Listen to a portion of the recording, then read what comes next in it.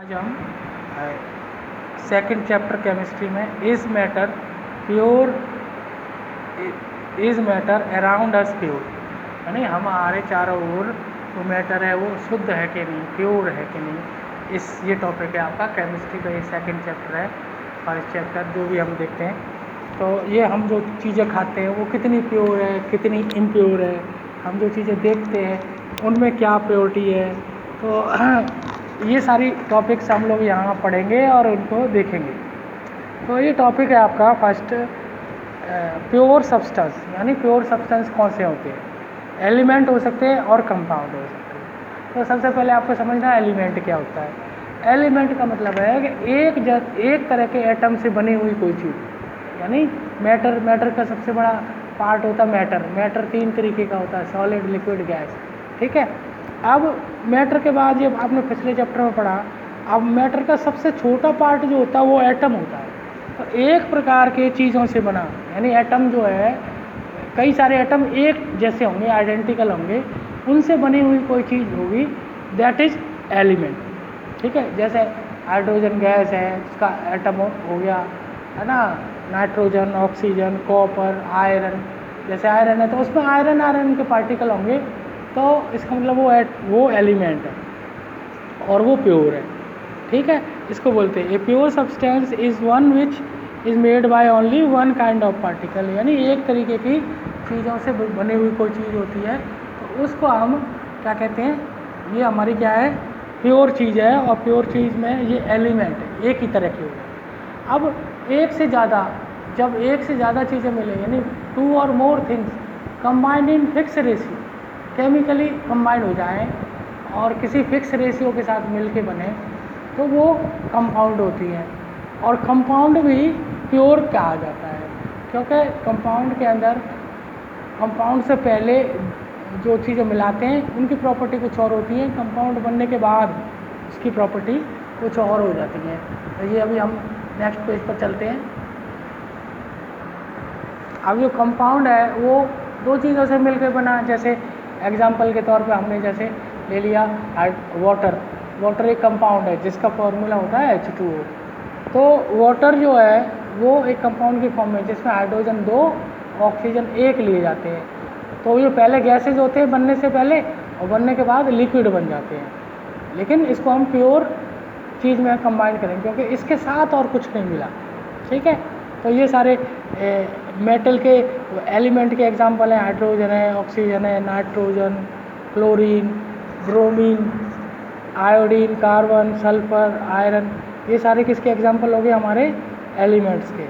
और कंपाउंड के क्या एग्जांपल हैं, जैसे कैल्शियम ऑक्साइड है, सोडियम हाइड्रोक्साइड है, सोडियम हाइड्रोक्लोरिक एसिड है। ये सारे 2 और मोर थिंग्स से मिलके केमिकली कॉम्बिनेशन है जिसमें रेशियो फिक्स रहता है।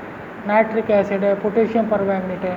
These are the example of compounds. तो compound and elements are the pure substance. फिर बात आती है प्योर के बाद आती है नेक्स्ट टॉपिक है हमारा इम्प्योर का। इम्प्योर क्या होते हैं, a mixture is one which contain 2 और more different kind of particle, यानी ऐसा कोई मिक्सचर जिसमें 2 या 2 से ज़्यादा मिली हुई कोई चीज़ और जिनका कोई रेशियो फिक्स नहीं है ना, आपस में मिली हो बस। ए मिक्सचर कंटेन 2 और more substance mixed to together, ये यानी एक साथ उनको मिला दिया है, पर ना वो किस रेशियो में केमिकली कंबाइंड नहीं हो पा रही, सिर्फ वो हमारी मिक्स हो गई हैं तो वो अपनी प्रॉपर्टी शो करती हैं। हर एक की प्रॉपर्टी में चेंज नहीं आता, और कंपाउंड में वो मिलने के बाद उनकी प्रॉपर्टी चेंज हो जाती थी। जैसे कंपाउंड जो जितने भी मिक्सचर हैं वो सारे जो है वो इम्प्योर कहे जाएंगे, जैसे salt solution, sugar solution, milk, water, air, sugar के जूस, ये these are the example of mixture. और mixture is a impure substance. LPG, biogas, इसको हम इम्प्योर कह सकते हैं, प्योर नहीं कह सकते, क्योंकि ये आपस में रिएक्शन नहीं करते हैं। ठीक है। अब जो ना मैटर को हमने ना 2 श्रेणी में बांटा है, 2 टाइप्स में बांटा है। क्या भाई मैटर जो है वो हमारा किससे में 2 चीज़ें हुई, प्योर सब्सटेंस और मिक्सचर। प्योर में दो चीज़ हो गई, एलिमेंट और कंपाउंड। और मिक्सचर में दो चीज़ हो गई, होमोजीनियस मिक्सचर और हेट्रोजीनियस मिक्सचर। तो ये हम नेक्स्ट पेज पे पढ़ने वाले हैं, होमोजीनियस मिक्सचर क्या होता है, हेट्रोजीनियस मिक्सचर क्या होता है। वैसे सारा मैंने ऑनलाइन क्लास में समझा चुका हूँ, और जो बच्चे ऑनलाइन क्लास नहीं ले रहे वो उनके लिए ये वीडियो बना के मेरे को भेजना पड़ रहा है। ठीक है, अब हम नेक्स्ट पेज पे चलेंगे। हाँ, नेक्स्ट पेज पे ये अब जो जितने भी जो है ना एलिमेंट कंपाउंड्स, अब सबसे पहले हम एलिमेंट्स को पढ़ेंगे और प्योर मैटर में। तो प्योर मैंने अभी इससे पहले आपको बताया कि भाई जो प्योर होता है एलिमेंट और एक तरीके की चीज़ों को मिल से बना होता है, एक तरीके के particles. An element is a substance which can not be split into two or more simple substance by chemical method of applying heat, light and electricity. यानी जो कोई चीज़ है, जो एलिमेंट है, वो ना उसको ना हम तोड़ नहीं सकते। ठीक है, चाहे कोई केमिकल मेथड अप्लाई करते हैं, हीट, लाइट, या अब जैसे आयरन है उसको तोड़ के हम तोड़ नहीं सकते, क्योंकि आयरन तो आयरन ही रहेगा। ठीक है, element can not be split into to more simple substance because it is made up only one kind of atom. वो दो से ज़्यादा की चीज़ों में नहीं टूट सकता। क्यों नहीं टूट सकता? वो बना ही एक चीज़ का है, तो टूटेगा कैसे? ठीक है, इसलिए हम जो एक चीज़ से एक टाइप के पार्टिकल से कोई चीज़ बनी होगी, that is known as element. ठीक है, कोई भी एलिमेंट है वो सिर्फ सिंगल एक तरीके के एलिमेंट से बनेगा। और अब तक 118 एलिमेंट्स हम खोज चुके हैं अपनी उसमें। इसमें 94 जो है वो नेचुरल है, बाकी आर्टिफिशियल है। Every substance in the world is made up of more than these elements. ये जितने भी वर्ल्ड में आप सब्सटेंस देख रहे हैं वो सब एलिमेंट से, एक या एक ज़्यादा एलिमेंट से मिलकर बने हैं। फिर हम नेक्स्ट पेज पर देखते हैं। हाँ, अभी नेक्स्ट पेज 44। एलिमेंट जो होते हैं वो सॉलिड भी हो सकते हैं, लिक्विड भी हो सकते हैं, और गैसेस भी हो सकती है।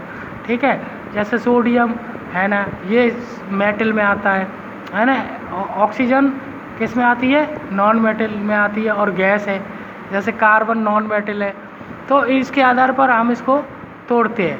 ब्रोमीन जो है वो एक नॉन मेटल है जो कि लिक्विड स्टेट में पाया जाता है। ठीक है, मरकरी एक ऐसा एलिमेंट है जो कि ना सॉलिड है, वो लिक्विड है लेकिन वो मेटल है। ठीक है, अभी हम पढ़ने वाले हैं नेक्स्ट टॉपिक। अब ना एलिमेंट्स को हम तीन चीज़ में बांट सकते हैं।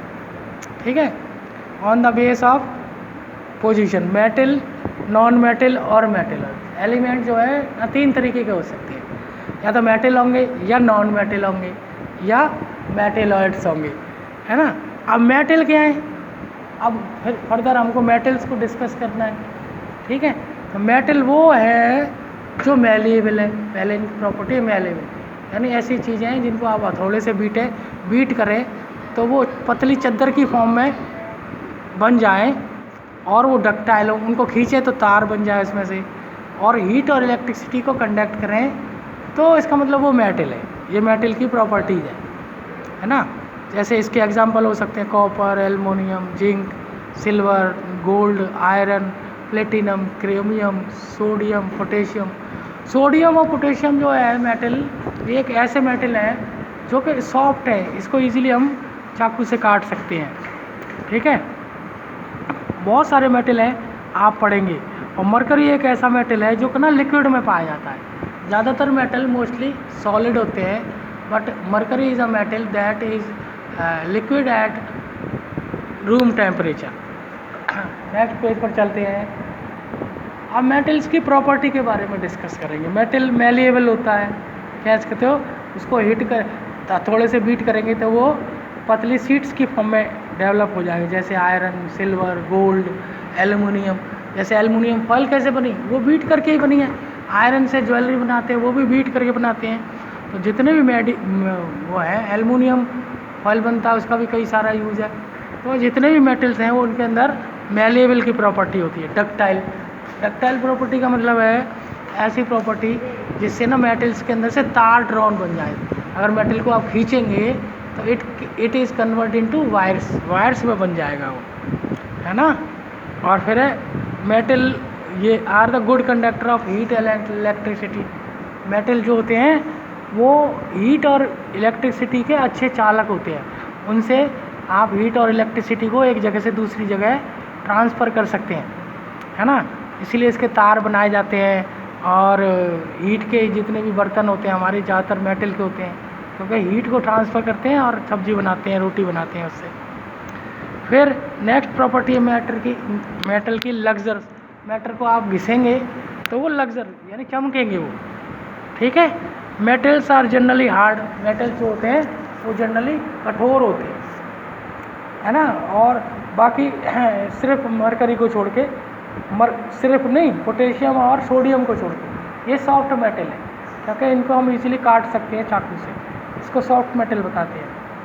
Metals are usually strong, they have high tensile strength, मजबूत होते हैं, आप उनसे कोई चीज़ को खींचेंगे तो वो टूटेंगे नहीं, है ना। उनमें तनने मतलब खींचने की क्षमता होती है, पर बहुत ही स्ट्रॉन्ग होती है।